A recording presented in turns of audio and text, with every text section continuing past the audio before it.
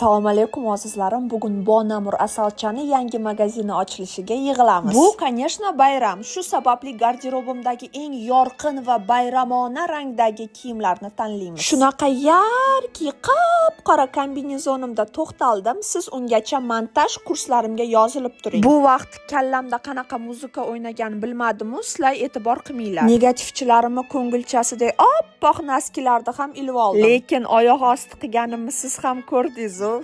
Bir butilka aroqqa almashgan bomshni kostyumini ham ilib oldik. Aravadek krossopkalarim bilan zo'r ketdi qaranglar. O'zi boshimda teshik tog'aram bilan ikkita uzukcham bor. Yo'q, aldadim. 5 so'mga olgan sumkacham ham bor ekan. Lekin mana bu kashlyokning ichida dubayskiy sheyx yashaydi. O, duxichalarni sepib opani turishlari allambalo. Azizlarim, men tayyorman. Siz esa shu yo'nalishdagi videolarni davom ettiramizmi yoki yo'q? Albatta kommentariyalarda yozib qoldiring. Obuna bo'lishni ham unutmang.